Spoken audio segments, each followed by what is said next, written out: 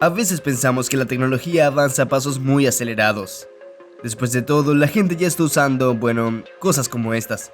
Gafas con un compañero fantasma virtual para correr. 3, 2, 1 y listo. Un equipo esencial para la vida.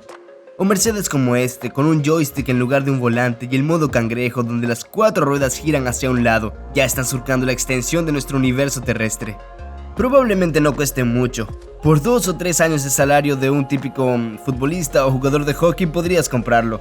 Y luego está este carro llamado carro de patines, que es un vehículo eléctrico que se puede acoplar a cualquier carrocería.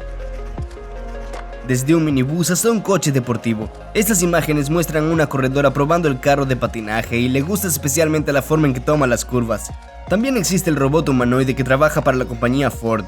O ese simpático personaje con expresiones faciales humanoides que trabaja para Disney. E incluso uno de estos, un dispositivo cósmico. Y dicen tener listo un chip que detecta la presencia o ausencia de anticuerpos. Los científicos del Instituto de Okinawa han hecho todo lo posible. Así que ahora tienes que llevar 2 chips, uno en la mano por el virus y otro en la cabeza por Elon Musk.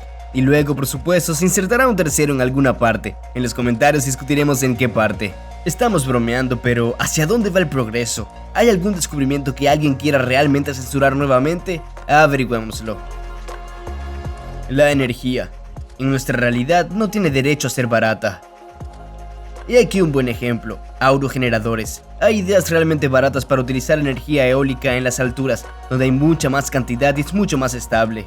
Cada agricultor podría instalar una cometa de este tipo en su campo y disponer de un par de kilovatios de electricidad durante todo el año. Pero eso es demasiado barato. Por eso los proyectos como ese son malos y a nadie le gustan. ¿Y qué proyectos para la misma fuente de energía reciben publicidad y financiación? Por ejemplo, un globo en forma de moñón de perrito caliente sin salchicha. En lugar de una salchicha, las palas y el generador se arrastran hasta una altura de varios cientos de metros. ¿Ese tipo de electricidad sería barata? Por supuesto que no. Por eso es un buen proyecto. O en este caso han construido nada más y nada menos que un avión atado que volará y en cuyas hélices se generará electricidad. También es un buen proyecto, caro, incluso Google invirtió en él. Bien, esos son solo ejemplos de desarrollos técnicos específicos. Pero, ¿qué pasa con los descubrimientos realmente fundamentales? Ya saben, los que deberían hacernos levitar en lugar de rodar sobre carretillas. Hay cosas que incluso ahora se consideran ciencia ficción. Superconductividad de alta temperatura. Nuevas propiedades del plasma para aprovechar la energía de la fusión artificial. Solo que esta última se llama ahora reacciones nucleares de baja energía disfrazadas. Ahora echemos un vistazo a el Sol. Cada segundo esta bola de gas incandescente emite suficiente energía para mantener a la humanidad durante 1 millón de años. Una cantidad tan colosal es liberada del núcleo de nuestra estrella por la fusión. A principios del siglo XX, el hombre decidió apoderarse de esta fuente de energía para crear su propio sol en la Tierra. Ciertamente empezó con ese sol hecho por el hombre que puede destruir todo a su alrededor. Este es, por ejemplo, el aspecto de la bomba de hidrógeno AH-602, o bomba SAR como se le conoce popularmente. El destello fue visible desde un radio de 1000 kilómetros. La explosión tuvo un rendimiento de 50 millones de toneladas equivalentes de TNT. Una onda sísmica ha dado 3 vueltas al planeta. Las primeras bombas de fusión se detonaron hace casi 70 años, y fue a partir de este momento cuando comenzaron los programas secretos de desarrollo de reactores de fusión para aprender a controlar la fusión. El deuterio y el tritio son isótopos del elemento químico más ligero, el hidrógeno. Si su mezcla se calienta a una temperatura de 50 millones de grados centígrados o más, se convertirá en un plasma totalmente ionizado. De este modo, los núcleos de deuterio y tritio pueden acelerarse tanto que, superando la fuerza de Coulomb, se fusionan para formar un neutrón y un núcleo de helio. Cada acto de dicha fusión liberará 17.6 megaelectronvolt de energía. Sin embargo, resultó que conseguir el control de una reacción termonuclear era una tarea extremadamente difícil. Los científicos tardaron más de 10 años en desarrollar el diseño del primer reactor experimental.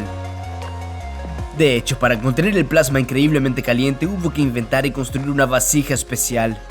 Los científicos soviéticos Andrei Sájarov e Igor Tamm fueron los primeros en abordar esta tarea. En 1950 propusieron la idea del confinamiento magnético del plasma. Y en 1958 en el Instituto Kurchatov se construyó la primera instalación termonuclear experimental del mundo, Tokamak. El diseño de esta cámara toroidal con bobinas magnéticas tuvo tanto éxito que se produjo un auténtico boom de los tokamak. Hasta la fecha se han construido más de 300 en todo el mundo.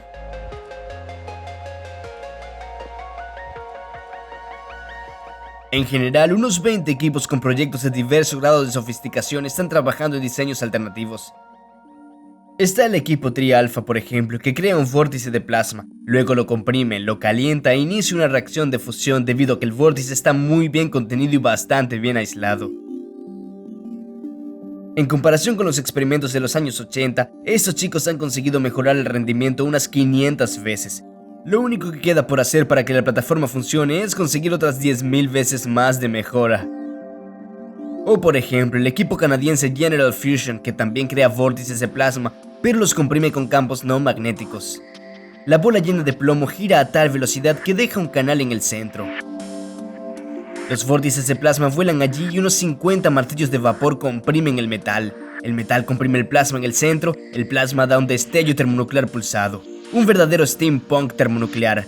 Es una auténtica máquina de vapor de fusión, ya que los martillos funcionan con vapor para no complicar el diseño con conversiones eléctricas. O por ejemplo, este Stellarator Wendelstein 7X. La construcción de los elementos de esta máquina comenzó en 1998. Un equipo de casi 600 científicos trabajó durante 7 años para ensamblar los componentes principales. El nombre Stellarator procede de la palabra latina stella, que significa estrella.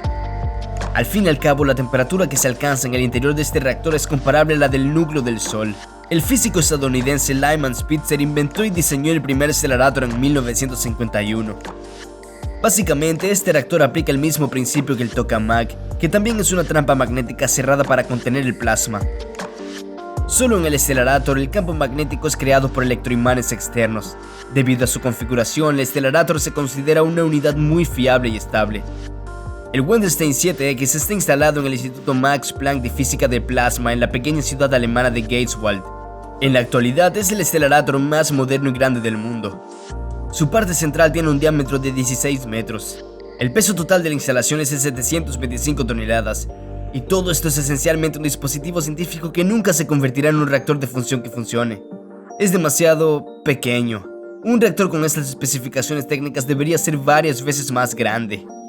Además, el Stellarator tiene sus desventajas. Se ha estudiado poco en la acción. Su diseño resultó ser tan complejo que durante mucho tiempo el estado de la técnica simplemente no permitió su construcción, mientras que el trabajo en los tokamak no se detuvo ni un segundo. Por eso se eligió tokamak como base para construir el reactor termonuclear experimental más gigantesco de la historia de la humanidad. Se llama ITER del latín, que significa el camino, y hoy está siendo construido literalmente por todo el mundo, porque el ITER es también el mayor proyecto internacional. 35 países de todo el mundo participan en ello. La construcción del ITER comenzó en 2007 y continuará hasta 2022.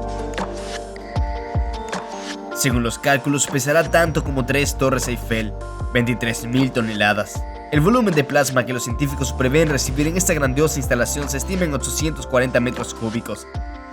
10 veces más que en el mayor y moderno tokamak jet. La reacción termonuclear propiamente dicha tendrá lugar en las entrañas del gigante a temperaturas inimaginables de 150 millones de grados centígrados. Para mantener un volumen de plasma tan colosal, el campo magnético de tokamak debe ser muy grande. En el ITER será unas 200.000 veces mayor que la de la Tierra. Cientos de toneladas de superconductores ayudarán a alcanzar esas cifras.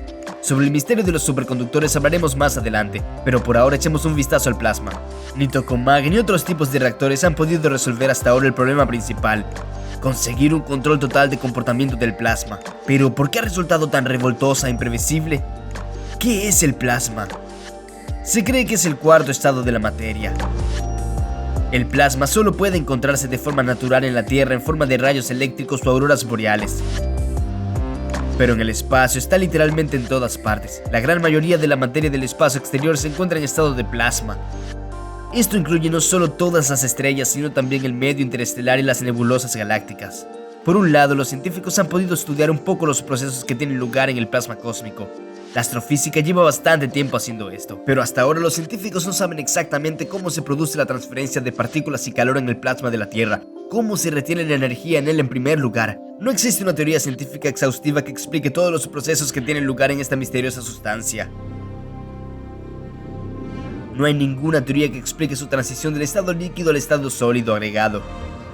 Pero como podemos ver en el ejemplo del plasma, las cosas no son mejores con otros estados agregados de la materia. Y esto no es una fantasía de nuestro canal. Muchos grandes científicos admiten que cosas que parecen estar definidas con bastante precisión en los libros de texto, de hecho siguen sin tener una explicación científica coherente. Por ejemplo, el libro de texto Física de los Sólidos de Epifanov da una respuesta aparentemente completa a la estúpida pregunta: ¿por qué los átomos de las redes cristalinas cuelgan a cierta distancia unos de otros? Independientemente de la naturaleza de las fuerzas que surgen cuando las partículas se acercan unas a otras, su naturaleza general sigue siendo la misma. A distancias relativamente grandes hay fuerzas atractivas que aumentan rápidamente con la disminución de la distancia entre las partículas. A distancias pequeñas hay fuerzas repulsivas que aumentan mucho más rápido con la disminución de la distancia. A cierta distancia, las fuerzas de repulsión contrarrestan las fuerzas de atracción. Pero según los cánones de la ciencia, un átomo es eléctricamente neutro, por lo tanto, dos átomos eléctricamente neutros no pueden generar repulsión y atracción al acercarse y alejarse. Al mismo tiempo, la física afirma que solo hay 4 tipos de interacciones: fuerte, débil, electromagnética y gravitatoria, y ninguna de ellas es simplemente adecuada para este caso. Por lo tanto, las palabras independientemente de la naturaleza de las fuerzas deberían sustituirse honestamente por porque se desconoce. Y luego están los estados agregados que no se aprenden en la escuela. Líquido sólido, por ejemplo.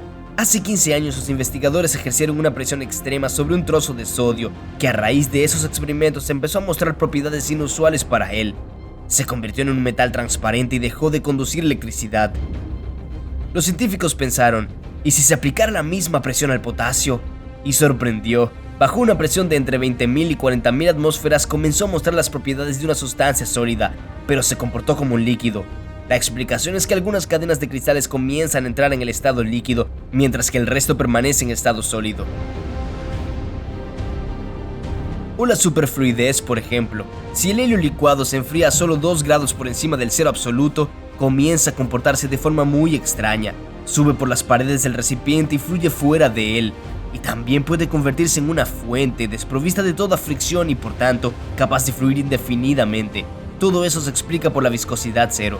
Pero realmente la explicación es más o menos, porque el número cada vez mayor de fenómenos inexplicables hace que se cuestionen las cosas más fundamentales, como el modelo del átomo. Al parecer, los científicos tienen incluso una foto de ello tomada por David Nadlinger y llamada "Un solo átomo en una trampa de iones". Este es un átomo de estroncio iluminado por un láser azul-violeta. Pero si se lee la descripción del experimento, queda claro que la afirmación de que el punto luminoso es un átomo no es, por decirlo suavemente, del todo correcta. Y si el modelo del átomo es erróneo, tal vez no se vea así. No se ve así, pero algo así.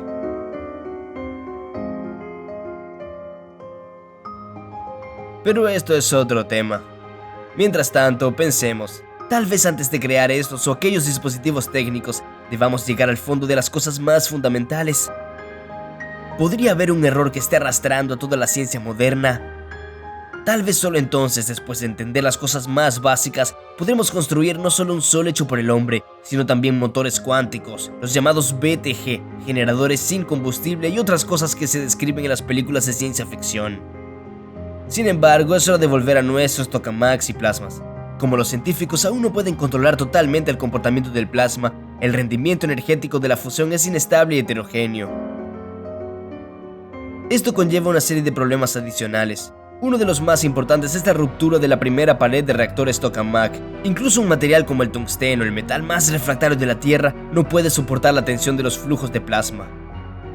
Cada avería de plasma amenaza con cerrar tokamak durante varios meses. Otro problema que ha surgido recientemente y que ha sorprendido por completo a los científicos es el polvo. En las grandes instalaciones puede acumular hasta varios cientos de kilos. Parece tan complicado que la idea de montar un reactor de fusión en un garaje y experimentar con él es solo el desvarío de un loco. Pero sorprendentemente hay experiencias de este tipo. Por ejemplo, esas imágenes muestran a escolares de la ciudad estadounidense de Federal Way, Washington, haciendo ese tipo de cosas. Estos chicos investigan las colisiones elásticas en la física del plasma y realizan cálculos de flujo de boro en la bioquímica nuclear. El fusor Farnsworth-Hirsch, que puede montarse en el garaje, es un pequeño reactor de fusión diseñado por los inventores estadounidenses Philo Taylor Farnsworth y Robert Hirsch en 1964. Desde entonces se han fabricado numerosas variantes del fusor, pero este tipo de reactores aún no puede acercarse al criterio de Lawson, que sí cumplen por ejemplo los tokamak. Este criterio requiere un balance térmico positivo, es decir, la cantidad de energía liberada por la reacción de fusión debe superar la cantidad de energía gastada para encenderla y retenerla. Así que para fines comerciales un fusor es algo inadecuado. Pero hay otra cosa de alta tecnología que puedes construir en el garaje. He aquí una página de la revista New Scientist del 30 de julio de 1987 en la que se describe cómo fabricar un superconductor en la clase de taller. En las escuelas soviéticas se hicieron experimentos similares, aunque ahora estas imágenes de un joven científico popularizando la superconductividad de alta temperatura ante el público parecen una especie de magia, no algo que se pueda hacer en una clase de trabajo. Mientras tanto, en 2020 los investigadores del Instituto Tecnológico de Massachusetts lograron crear un nuevo y revolucionario superconductor de alta temperatura para generar campos magnéticos. Todo el mundo sabe por la física escolar que un cable que transporta una corriente eléctrica genera un campo magnético. La magnitud de este campo es proporcional a la fuerza de la corriente, así cuanto más fuerte sea la corriente, mayor será el campo magnético. Para mantener ese mismo plasma a temperaturas lo suficientemente altas como para que se inicie la fusión, la inducción del campo magnético debe ser del orden de 10 Tesla. Una forma de producir esta corriente superfuerte es utilizando superconductores. Un superconductor es un material cuya resistencia eléctrica cae a cero cuando se alcanza una determinada temperatura crítica. Gracias a la resistencia cero se pueden obtener corrientes elevadas y estables y, por tanto, campos magnéticos igualmente estables y potentes. La superconductividad se descubrió por primera vez en el mercurio enfriado a unos 4 grados Kelvin en 1911. Pero existen superconductores de alta temperatura basados en el cobre con una temperatura crítica de 90 Kelvin. Esos superconductores de alta temperatura tienen propiedades únicas en comparación con sus homólogos convencionales, no solo por sus temperaturas de transición considerablemente más altas, sino también por sus características estructurales. Ya no son metales, sino cerámicas. Y de nuevo, según los cánones de la ciencia, esos materiales no deberían ser superconductores. Hasta la fecha no existe una teoría completa que explique la naturaleza de los superconductores de alta temperatura. Un problema común en el uso de superconductores de alta temperatura desde un punto de vista práctico es su naturaleza frágil. Es difícil combinar cables rígidos con ellos. Aquí, por ejemplo, se ve una plancha de óxido de itrio, bario y cobre, YBCO. Este tipo de materiales debería ayudar a crear un reactor de fusión relativamente barato y compacto. Al fin y al cabo, el reactor es esencialmente un acelerador toroidal cuyo principal elemento estructural y que requiere mucho capital es la bobina superconductora con un sistema de refrigeración por helio líquido. Como de hecho el gran colisionador de hadrones que se construyó en apenas 10 años. En cierto modo, el colisionador es aún más complejo y requiere más capital. Y para entenderlo basta con comparar la cantidad de helio líquido utilizada en ambas unidades. ITER necesita 25 toneladas, mientras que el colisionador necesita 130 toneladas de este refrigerante. Y los superconductores de alta temperatura son una buena idea y tienen aplicaciones prácticas reales desde hace tiempo. Esta es una imagen del cable superconductor de alta temperatura de 600 metros de Long Island, con 574 megavatios y probado a una carga máxima 20 veces superior. Está diseñado para abastecer, como dicen en Estados Unidos, a 300.000 hogares a través de él. En esta foto se puede ver la diferencia en los motores, con el motor superconductor de alta temperatura de 100 vatios a la izquierda. A partir de los desarrollos del MAI en 1999 se desarrollaron los fundamentos de la teoría, el cálculo y el diseño de los nuevos tipos de motores HTSP con elementos volumétricos de cerámica IBCO texturizada. Incluso se creó y probó por primera vez un motor HTSP de 100 kW a escala real. Ahí está este pequeño, un motor de 37 megavatios en el banco de pruebas de la fábrica estadounidense. También fabrican transformadores de potencia basados en esta tecnología, como ese de 10 megavatios que funciona en una central eléctrica cerca de Ginebra. Tanto los transformadores como los motores se refrigeran con nitrógeno líquido y no con helio líquido, por lo que son de alta temperatura. Y este es mucho más fácil y barato que el helio líquido, que es donde entran en juego los números. Las 25 toneladas de caro refrigerante necesarios para el ITER. Así que tal vez no se trate de la tecnología, que está ahí y que en parte se ha desarrollado durante mucho tiempo. Entonces, ¿por qué no seguimos obteniendo energía de fusión a escala industrial? Quizás algunos no se sientan del todo cómodos con un futuro en el que todo el mundo pueda permitirse toda la luz y el calor que quieran. ¿A dónde iría entonces toda la industria energética mundial? ¿Quién trabajaría 8 horas al día si todo el mundo pudiera montar un sol artificial en su garaje? Son preguntas muy interesantes cuyas respuestas serán igualmente interesantes de leer en los comentarios. Díganos si les ha gustado el video o no. Ya estamos preparando un nuevo video para ustedes. Nos vemos en otra edición de Sedición.